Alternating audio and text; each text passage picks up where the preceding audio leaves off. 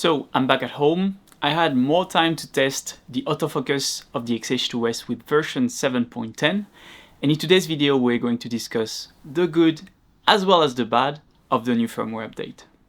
So if you don't know who I am, my name is Thierry Gibraltar and I'm a full-time photographer and videographer based in Tokyo, Japan. I personally focus on couples, wedding, elopements, engagement session, and as you will see, the test that I have done with this particular camera is mostly for me to know whether or not I can trust the autofocus system in my work, for both videos and photos. Now I got a lot of comments telling me that the test that I was doing was not relevant for their particular use case. Now that might be true, but for what I do, I think that the tests that I do are actually relevant and are important for me to know whether or not I can trust the system. So I will try to explain to you also what is the associated use case every time I make a test. So without further ado, let's dive right into the test and the results. So the first simple test that I did was the static headshot. Now why is this test important? It's because whenever you shoot an interview or a talking head, or maybe some couples exchanging their vows, and you want to use autofocus, well, you want your camera to be able to stick to the face without hunting too much or pulsating too much, right? Now, I have done this test for both face and eye detect, and what I can see is that the camera is overall sticking to the face and sticking to the eye whenever the eye detect is enabled. I've also tried to turn my face in different positions to make sure that, okay, of course, if it works while you're looking straight at the camera, for this kind of talking head, it's great. But for, like shoots with clients where they are not necessarily looking at the camera, but they are looking at their partner, I want it to work as well, right? And as you can see, overall, I would say that it's working properly. Now, there are still some pulsating movement. If you check the background and the brighter area of the image, you can see that, okay, there are some small movement here and there in the background, but overall, I would say that the footage for me is usable, which was not the case in the previous firmware, where it was constantly pulsating and hunting, and the autofocus would focus on leaves or focus on the background or focus on anything else but the actual subject. So is it working? Personally, for my use case, it is working.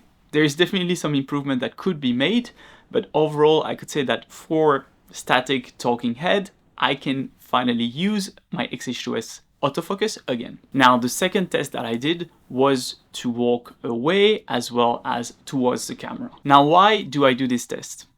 Well, if you've ever shot an elopement or wedding, or even a proposal session, right? I usually ask my clients to walk towards me or away from the camera to create some simple movement and to also allow them to get used to the camera, right? To get this kind of candid walk, to get some movement in the shots and to make them feel comfortable, basically. So this is what I did. Walk towards the camera, walk away from it while turning around. What I can see is that for both face and eye, when I walk towards and away from the camera, the autofocus overall sticks to me. So overall, I'm in focus whenever there's that continuous movement. Now, when I turn around, usually the camera loses me a little bit for maybe 1 or 2 seconds max. Now, is it really important for me? Not really, because I don't necessarily want to take shots when people turn away from the camera while they're walking. But overall, when they walk towards the camera, when they walk away from it, the focus sticks. Now, is the focus completely smooth from the moment they're away from it to the moment they are close to it? Well, not really. Again, there are some steps. You can clearly see some steps in the focus if you focus on the bokeh and on the out of focus area. Now, is it usable footage? For sure, it's usable footage. I think that, yes, if you show that to the client would not really notice that. And this is kind of the details that we as photographers and videographers notice, right? So yes, there are some steps in the instructions and in the focus of the lens. But for me, it is usable. Again, all those tests for me are for usability of the system in my work. I don't care if they are 100% accurate and perfect all the time. As long as I can use it, that's already good. Is there room for improvement? For sure. If we could get something a little bit smoother, I think that would make for a greater system. But for the walking towards and away from the camera, at the moment it is at least usable. Now, I also try to accelerate a little bit in my walk. Now, personally, I never ask my client to run towards the camera or to run away from it. So I did not do those tests. That might be a useful test for someone who shoots, I don't know, sports, athletes, etc. But personally, I don't do that. So I did not really test that.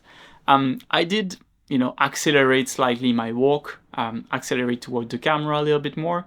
And you can see that while I'm in focused kind of most of the time, right, the steps are getting more and more, I would say, visible.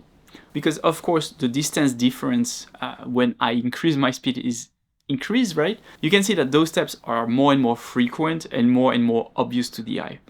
But well, if you are someone who shoots sports and shoots really fast moving subject and want really smooth focus for video whenever you have people running around, I don't think that the X-H2S right now will do that, even after firmware 7.10. Now, another test that I wanted to make was the twirling test, right? If I ask my clients to give me some dance movement, give me some, rotate, to again create movements in the scene, or if I'm on the dance floor with them and they move around and they turn around, I want to make sure that, okay, if I want to make video in that condition, will the video focus properly? And this is where I had some very big differences between eye detect and face detect. What I could see in my test is that for eye detect, as long as I was not changing the distance too much between my camera and my subject, which is of course kind of the easiest test you can do, right? If you are at the same distance, the focus was not lost, right? But if you change that distance real significantly, and if you get a little bit out of frame and come back, what you will see is that the focus will have a hard time finding me again, right? For face detect, I did not have this issue. Well, I know that if I want to have this kind of shoot, I know that I should prioritize face detect instead of eye detect.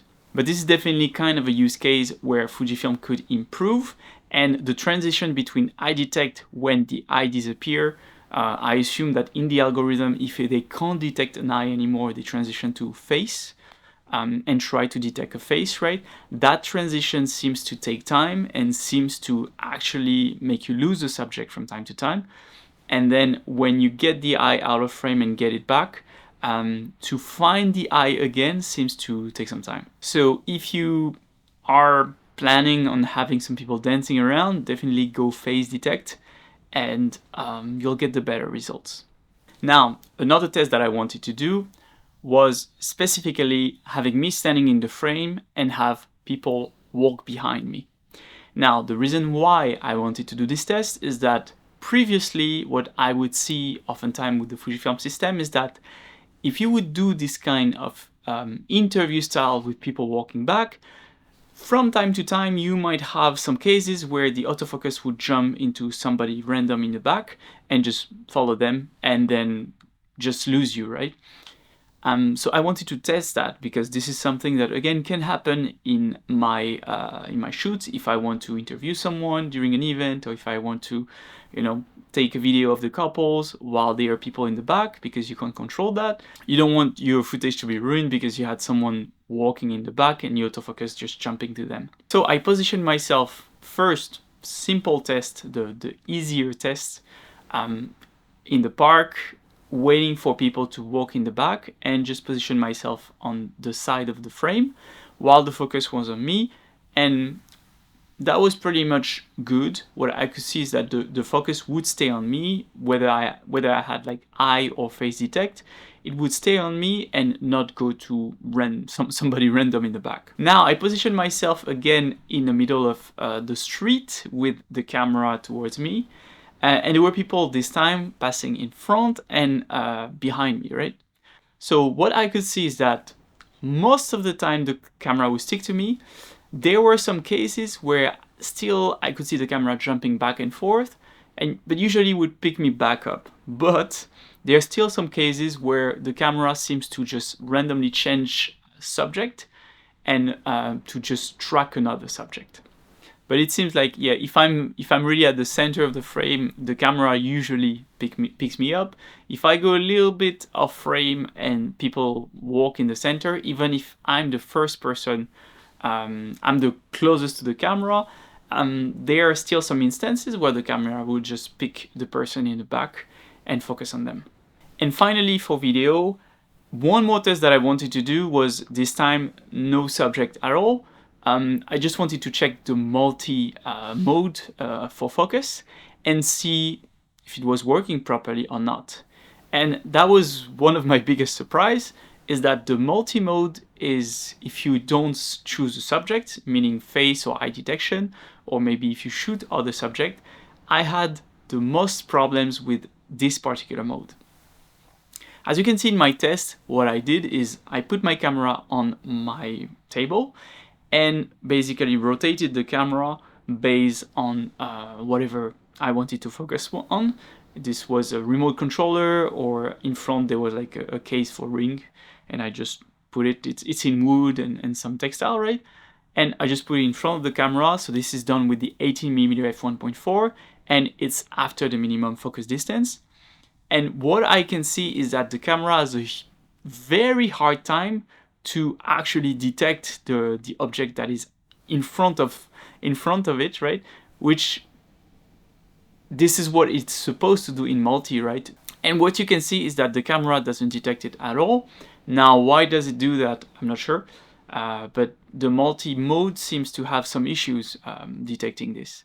And I also tried with my hands after to see, okay, maybe that was just because of the texture or something else. And even my hand was not detected at all. Just the multi-mode was not working. So I moved a piece of wood, and what you can see, it get even worse. It just focused in the back. Now this is still an issue that is on the Fujifilm autofocus system. I'm not sure what's going on there. I don't know, but it seems like the multi without subject detection, there's some issue ongoing. And let me know down in the comments if you have encountered that or not. I'm curious because I'm trying to, make some tests here and there to see what's going on. But for me, yeah, that was like the worst case scenario, which is kind of like you don't have any subject detection involved, right? So you would assume that this would work, but actually this particular case was the worst case scenario. Now, the reason why I did this test is because sometimes I need to focus on a ring, or I need to focus on a bouquet. I need to focus on something else that is not a human, right? You have to shoot other things as well whenever you do a couple session, elopement, wedding. And yeah, that's kind of not working at all, it seems. Now, was my test completely wrong? I don't know, but that's the test that I wanted to do. That was very simple, and yeah, it did not seem to work. Now let's talk about stills.